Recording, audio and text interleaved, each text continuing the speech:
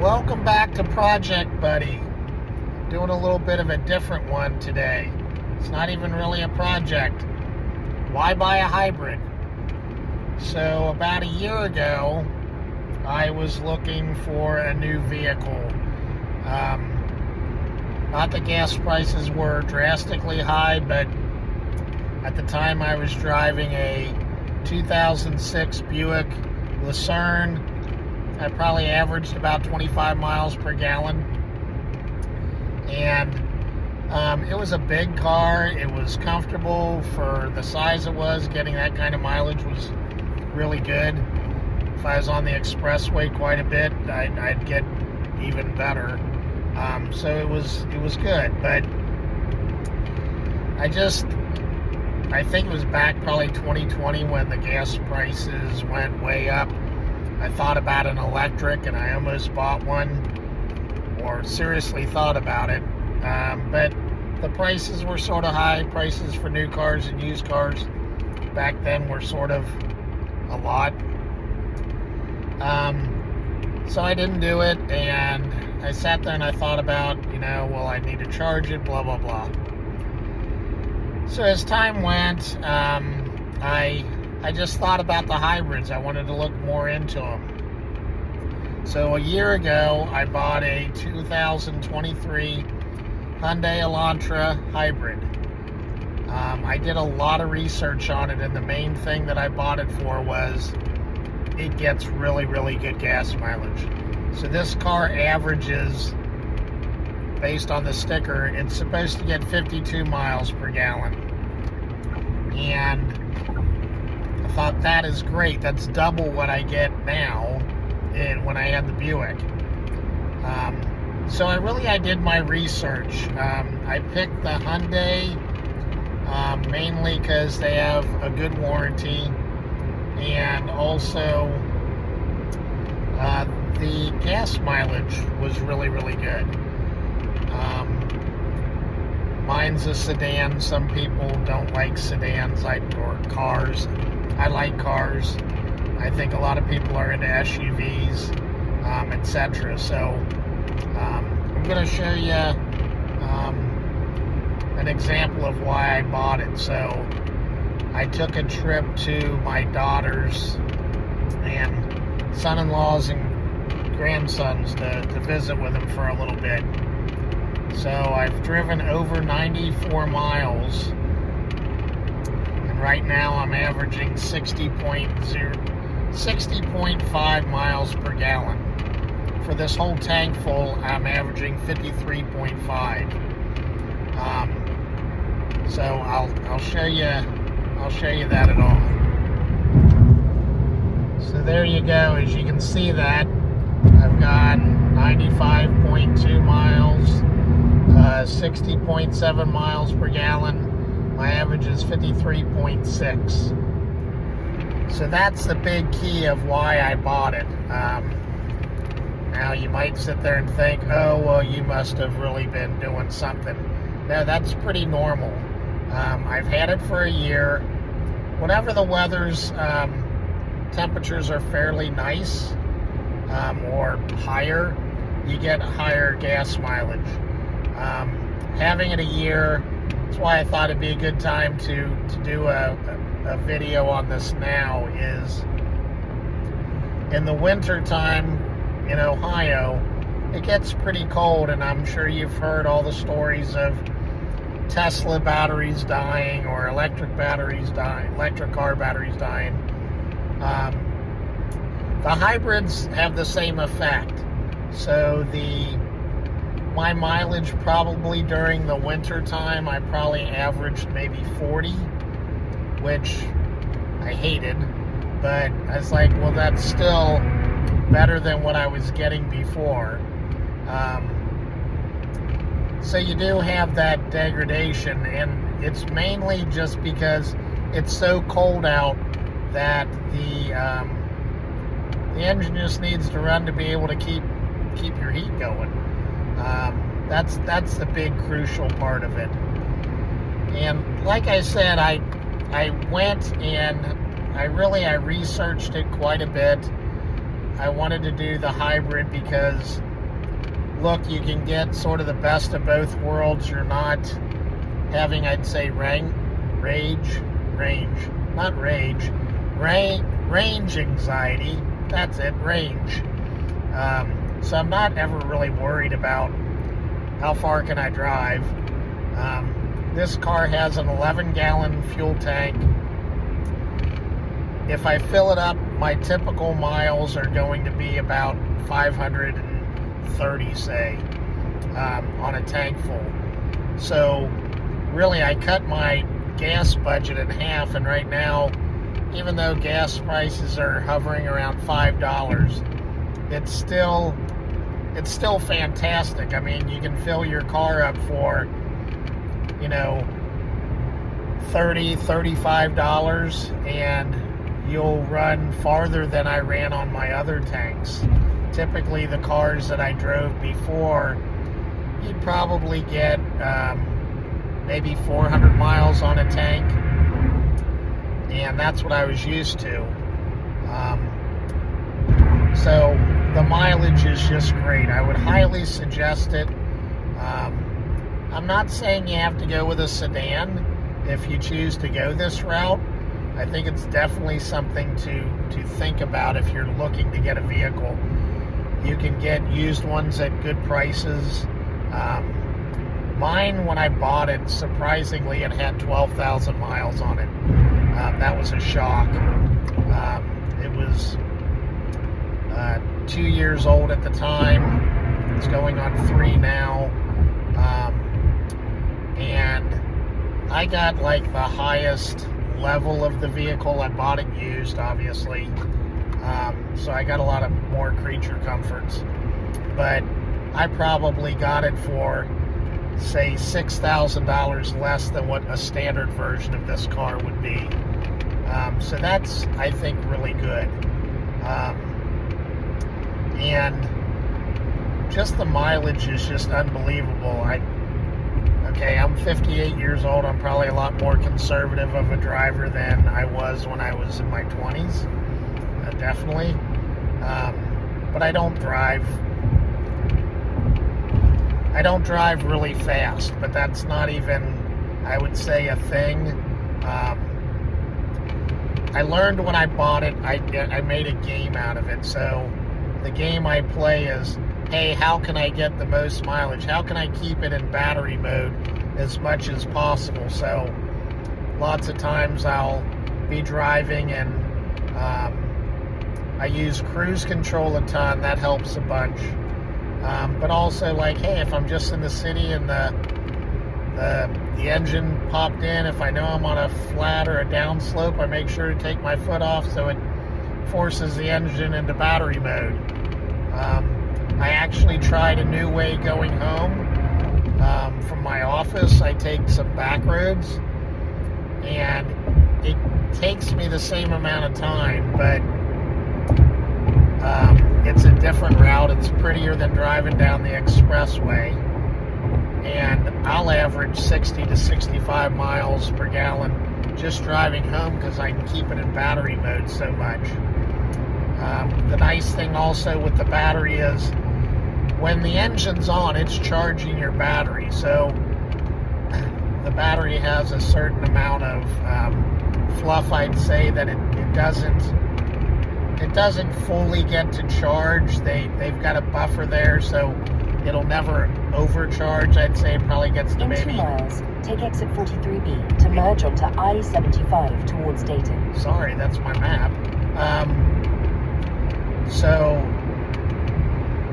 And it usually, when it gets down to maybe about half or a quarter, the engine will kick on at times. So it just depends, but it's sort of, I don't know, to me it's a fun game to play of, hey, how much gas mileage can I get out of this trip?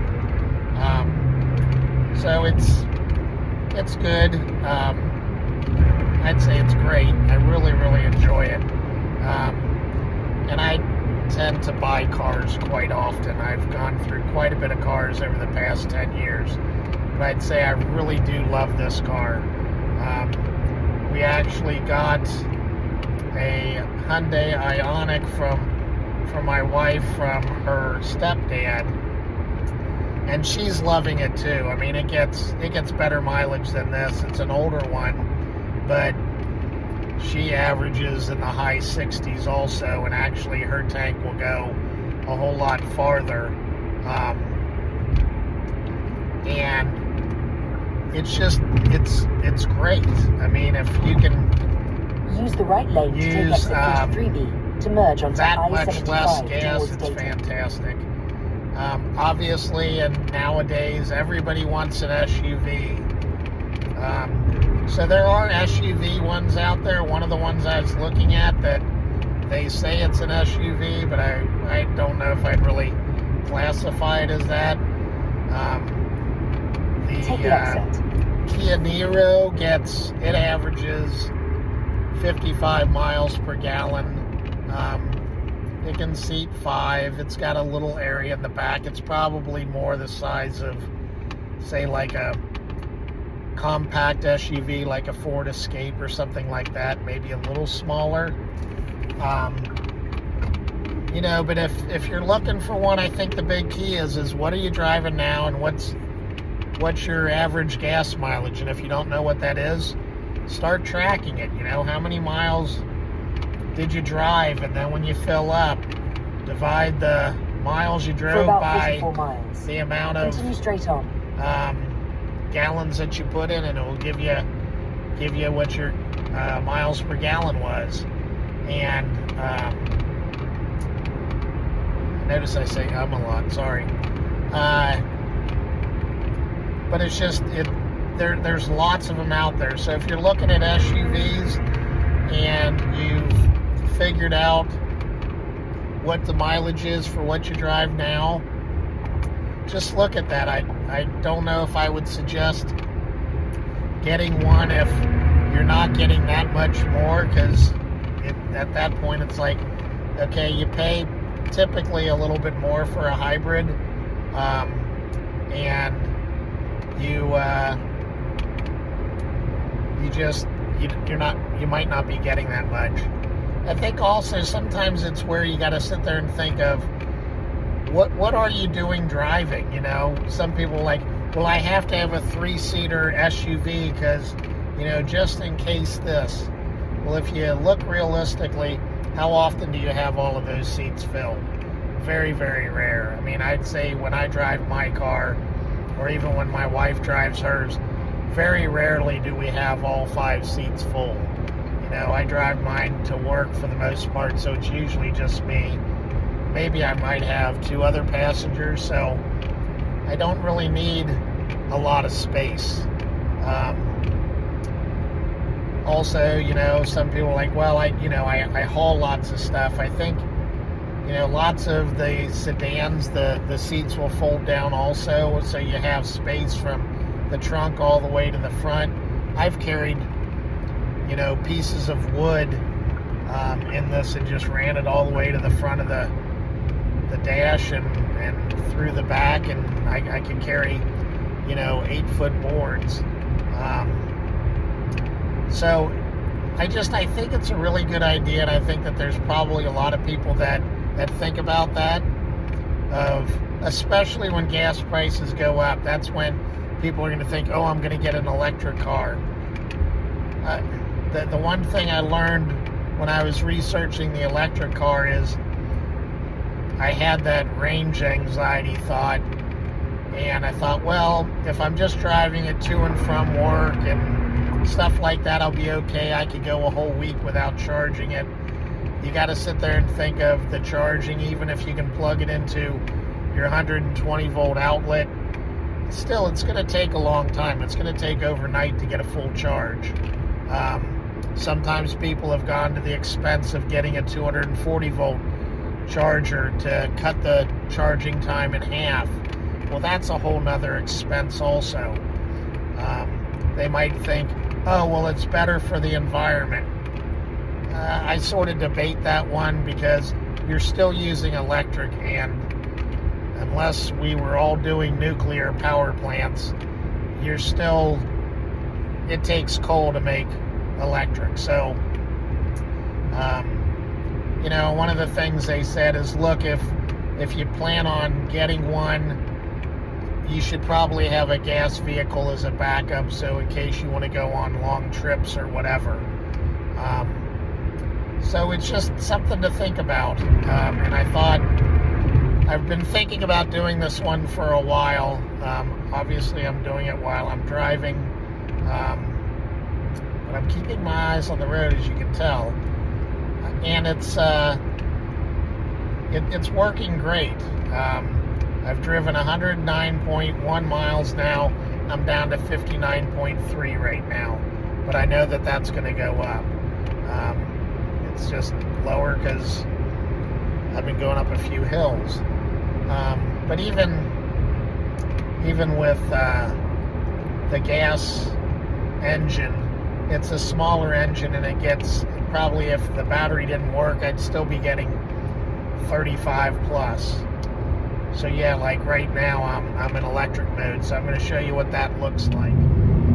So here we are in electric mode. You can see in that center display that power's going from my battery to the wheels. So I'm in all electric mode right now. So even if you're running on the expressway, you're still going to be using battery power. It's not always going to be in the engine. So I think the big takeaway from this, I'd highly suggest them.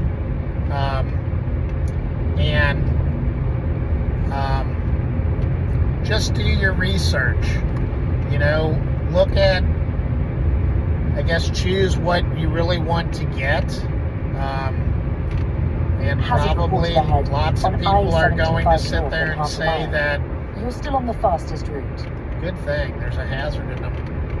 Still on the fastest route. Anyway,